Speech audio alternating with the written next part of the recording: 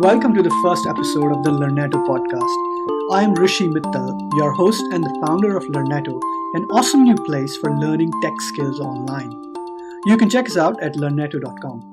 So today I'm speaking with Kalob Taulien, the CTO of Xcellerator Tools, and author of the complete web developer course and the Ultimate HTML developer course. Kalob is a very experienced software developer and teacher. He has taught web development to thousands of students through his online courses. Let's listen to Kalob's story. Hi, Kalob. How's it going? Good. How are you? Yeah, I'm good. Thanks. Yeah, thanks for doing this interview. It should be the first episode of the Learnetto podcast.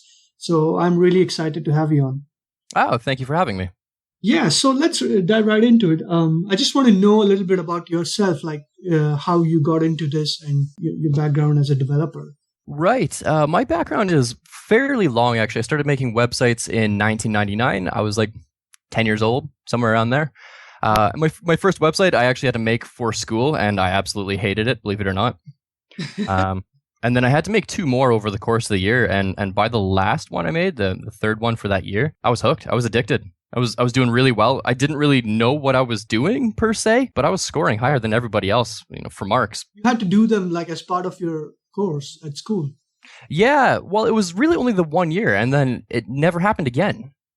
So I just kept up with it. Everybody else thought it was for school, and I decided to take it home and start building on it. So I started learning how to build more advanced websites and building websites for teams of people and other groups of people and building forums and all that stuff all on my own. So over the years, I ended up doing some freelancing while I was a teenager. And just a few years ago, I started my first company, and I ended up actually selling that. And sort of in between there, I also started teaching. So my first course was the complete web developer, and I thought it was a fairly big hit. There's somewhere around 8,500 people that have at least taken the course right now legally, as far as I can tell. There's been some problems with illegal downloads, but I've reached a few thousand people by now with that course, and that's just something that I'm very, very interested in doing is learning how to be a better teacher and how to teach people what I have learned over the last 16 years.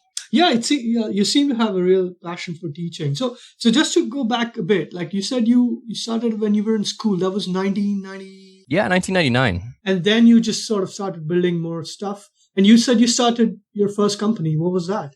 The first company was it was really just a website and a discount loyalty card that was built into the system, and it was purely meant to market the small local businesses in my city here, and that did well enough that another company actually wanted to buy the assets off me. Which city are you in? I'm in Edmonton, Canada. Edmonton, yeah, of course. Okay, cool. Wow. And so you sold that company? I did, yeah. I sold it. I still work with the person who owns that company now. We're good friends, and everything seems to be going well with that. Okay, and so how did that lead you into teaching, or how did you get into teaching? I think if I have my timeline right, I was actually teaching before that. Okay. And then teaching was doing really well. I didn't really have a lot of questions coming in. It was one of those drier times where there weren't a lot of people coming in, not a lot of questions. So I started a company. And as the company was growing, it was in its initial growth phase. And as you know, small companies, they take a little time to grow because they have to incubate. And while I was doing that, I was teaching sort of at the same time. And it sort of balanced the life out a little bit because I was learning a lot as a business person. And I was also teaching what I was learning for other upcoming web developers to become business people. I see. Okay. And were you teaching online at the time or in person? It was mostly online, although I have taught a few people in person. But your biggest sort of thing has been this complete web developer course, right? Yeah, that's the biggest course. It's a few years old now. The quality is not great. It was fantastic at the time, but it certainly needs a little TLC. Tell me more about how your teaching experience has been overall. My teaching experience over the number of years I've been doing it, I would say it's up and down. Every quarter changes a little bit. When it's good, it's great. When it's bad, it's a little boring. So when it's a little slower, I just take that as an opportunity to improve the course material, to reach out to students that I can reach out to, talk to them, or and kind of rebuild any relationships that were built a number of years ago, but I haven't spoke to people for a few years. So I take that opportunity and just kind of reconnect with people. And when things are going great, I mean, there's not really much else to say. Things are going great. Cool. And so, like, can you talk about some specific challenges you faced while teaching online? Yeah, okay. The biggest challenge, I would say, is building the material. You have to create your course curriculum, but you don't necessarily know what people know, what they don't know, what they want, what they don't want. It's much like a startup. I'm big into tech startups as well. So you can't really do a lot of validation because you have to build this whole course and present it to people, and either they like it or they don't like it. And if they don't like it, you've wasted a ton of time and possibly a ton of money. And if they do like it, well, great. But there is that risk there, right? It is a little bit of a gamble. So one of the biggest challenges for me is figuring out what people actually want to learn. Yeah, I've been thinking a lot about that because as we are slowly launching courses here at Learnetto, when I speak to other teachers and experts like you about doing a course on Learnetto, I do wonder whether we can do some kind of rolling course, where we release material slowly every week instead of doing this big bang. Here are 200 videos, go and watch them. Yeah, more like a drip feed. Coursera does something like that, I believe. Right. And if you're learning something professionally, I think that's a fantastic way to go because it doesn't swamp you with a lot of information. A lot of people who want to learn stuff, from what I've experienced dealing with students, is they want to learn a lot right away.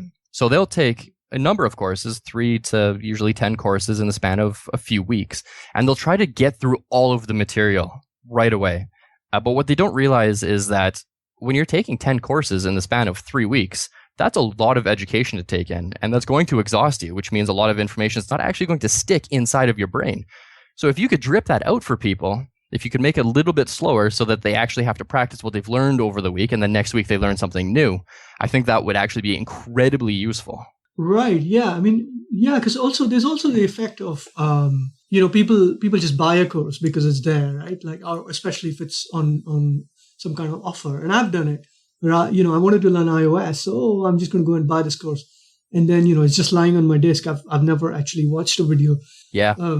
Whereas if it comes, I know that it's coming, the next module or next chapter is coming next week and I get an email about it. I'm that much more likely to actually check it out, right? Yeah, absolutely. I would say one of the challenges with that, though, is getting people to schedule out the time. Sure. Yeah. I think there's sort of a balance, right? Yeah, one of the other challenges I found with that is, when it comes to dripping course material to students, they don't necessarily make the time because when they're taking a course at home, they don't have someone else to be accountable to, right? Mm-hmm. So it's just them. It's their own self-discipline, which usually in the first few weeks leading up to the first couple months, things are great. But if your course is longer than 2 months, then they start to kind of go, you know what, I'm not going to take this one on the Monday that it comes out. I'm going to take it on Wednesday. And Wednesday rolls around and they don't get around to it. And all of a sudden, it's the next week and they go, I'm a video behind. 3 weeks later, they're 4 videos behind. And they don't want to do anything because they're behind everybody else. Yeah, no, I know what you mean. I think so. The way I feel we want to do things is sort of do kind of a hybrid model where, especially for developing new course material, is you do it on a rolling basis just because, for the reason you said that. You don't know what people are going to like or which parts they're going to want more than the other. So you're sort of doing a beta of your course. You're trying to build it along the way. But once you build the course, you could offer it available for you to download and access all of the material. But you still have this kind of retention email or notification system where we try to guide the student through to completion and don't just sort of give them the whole download and then say goodbye. We don't care whether you actually complete it or not. I think that's actually one of the flaws with a lot of these other education platforms. Not to name any specifically, but there are some bigger ones out there who simply just want your money. And the teachers, most of them do actually want to teach. They want to, they want to pass down education from one person to another. But the platform really just wants students to pay their money and not take the course. Yeah, I mean, I think we can mention names. It's okay. All right. Well. I think where it's the credit's due, I also praise them. So we're talking about Udemy mainly, right? We are, yeah. There's obviously a ton of content there. But what I've found is they don't seem to care about student success. Yeah, not really. Not from what I can tell. And, like you said earlier, you see a deal on Udemy for a course that you'd be interested in, you buy it, and you just never take it. You just never get around to it, right? Yeah, like I took a few courses there, actually. And You just kind of buy the course, and then the only email I got from there after buying the course was saying, "Hey, buy these buy these other courses." Yeah. I never got a simple message or anything to say, "Hey, you bought that iOS course. How did you get on? Like, did you do the first lesson?" Oh, exactly. No. So, and I believe that as a teacher, you are not allowed to email or message your students to ask that. We can message them personally on Udemy one by one, but we're not supposed to send them our email addresses, or we're not supposed to send them any content off of Udemy that could lead them to purchase off of Udemy. So if you had your own platform, for example, Learnetto, and you were messaging people to say, "Hey, come check out my platform," Udemy technically has the right to kick you off of Udemy. I believe that's probably, as far as I know, is in their terms of service. I could be wrong about that though. But that is sort of one of their guidelines. Is they've built this what's it called, a walled garden, where everything inside of Udemy is nice and green, but you can't really bring anything outside of that garden. It has to stay inside. Yeah, I mean, I can see why they want to do that, but it seems very, I don't know, like Web 1.0. Yeah, it does. Especially for a field like education. Like, I mean, it's kind of silly to assume that a student, will get everything they want from one platform. I mean, I have no such, beliefs about my platform, Learnetto. I mean, I want students to, use as many sources as possible, because the idea is to learn, the skill properly. Yeah, I could not agree more with what you just said.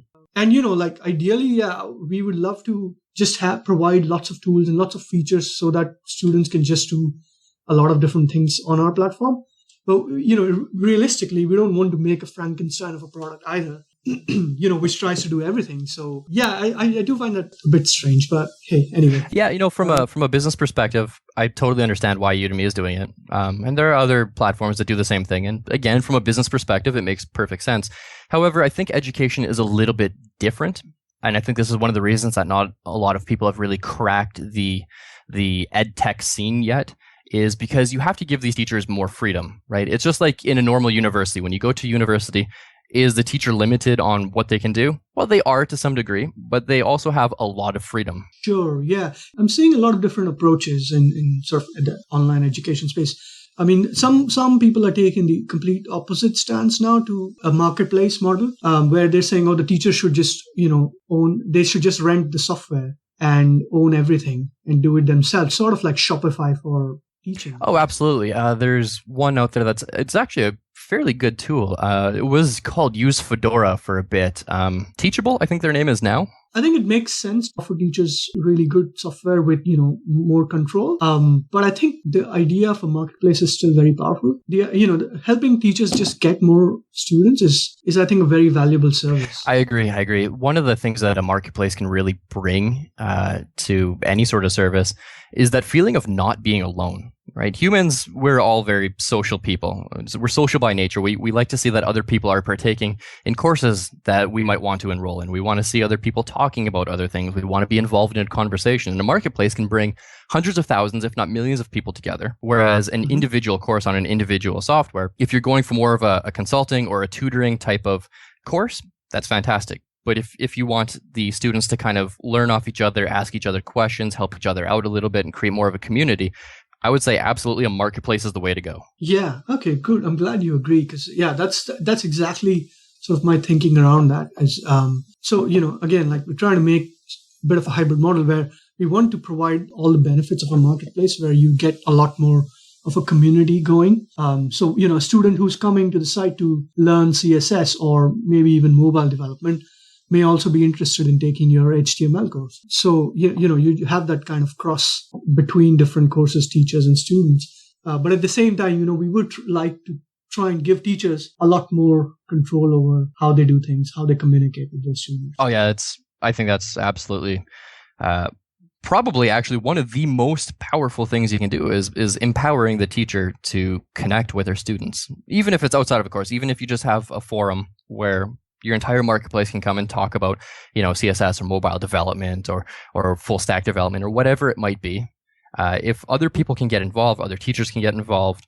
Like you said, if someone was talking about CSS and they're interested in HTML, or the next step would be JavaScript, someone might point out a particular course. It's almost like a cross-sell for another course. And I think that's super, super powerful because A, it's probably going to keep people on your platform, but also B, people are being very, very social with it. And it's not a direct sell. It's simply a, hey, this is the course that I took. I got a lot of value out of it. You might get some too, right? Now it's students helping students. Yeah, absolutely. I mean, in terms of like, if you talk more generally about online learning, what other things would you improve, like based on your experience? What would I improve? Today, I would say teachers need to build more reputation. I'm going to use Udemy as an example because I'm an established teacher on Udemy, but there's not really any way to build your reputation other than creating more courses and selling it to more people and getting more people to buy.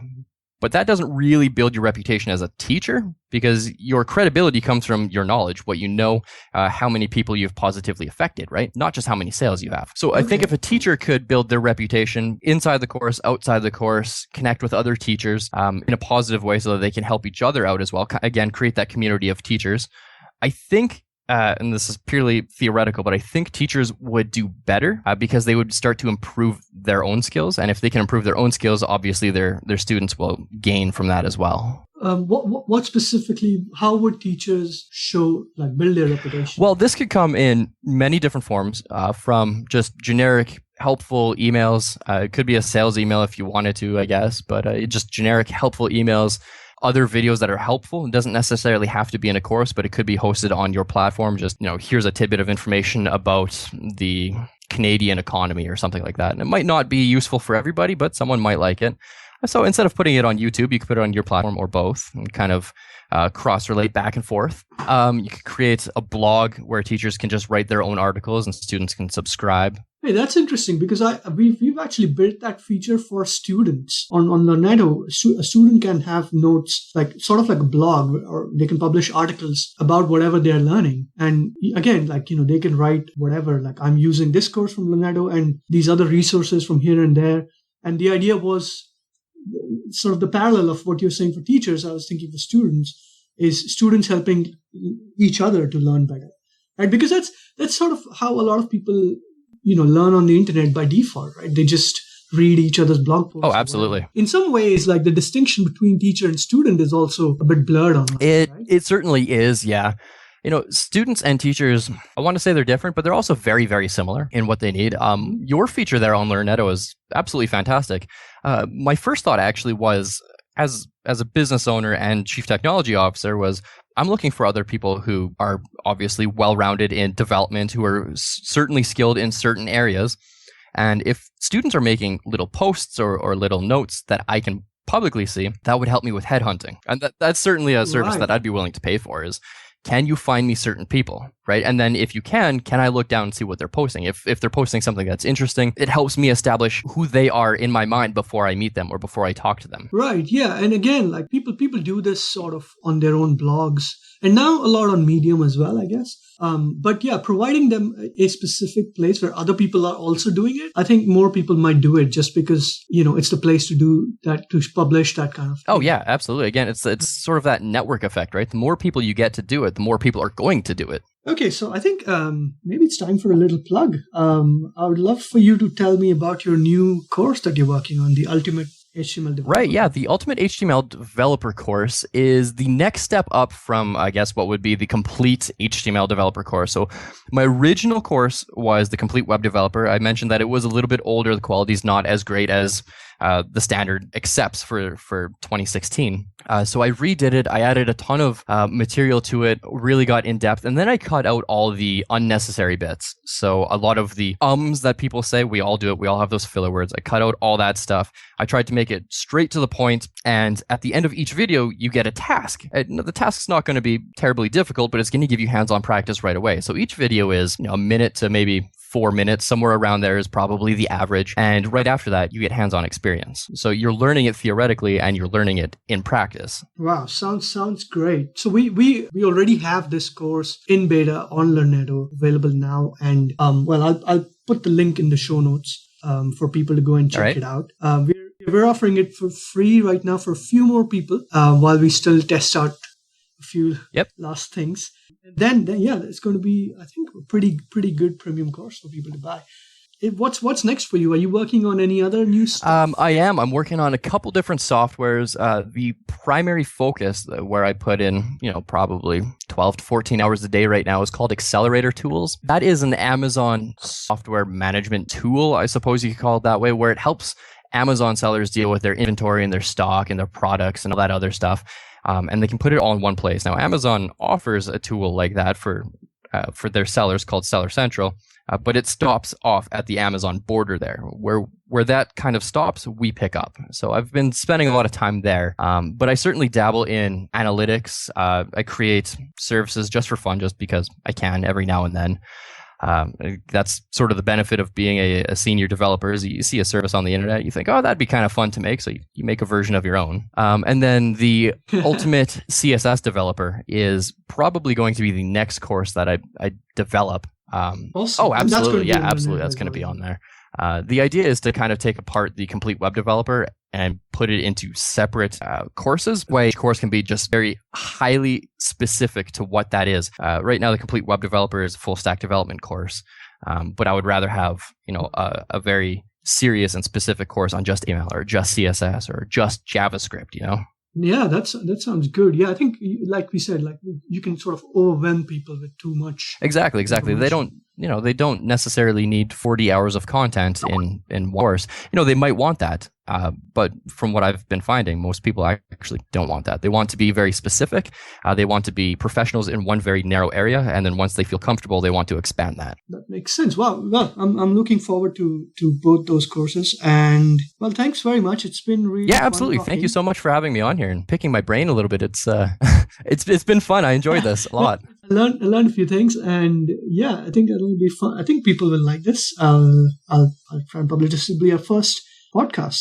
Yeah, cool. Yeah, shoot me the link to your podcast. I'll tweet that out to my followers as well. Yeah, actually, so where can people... On Twitter, it's at Kalob Taulien, just my first and last name. Yeah, I will put that put a link to that in the show notes as well. All right, well, thank you very much for having me. Thank you. That was Kalob Taulien on the Learnetto podcast.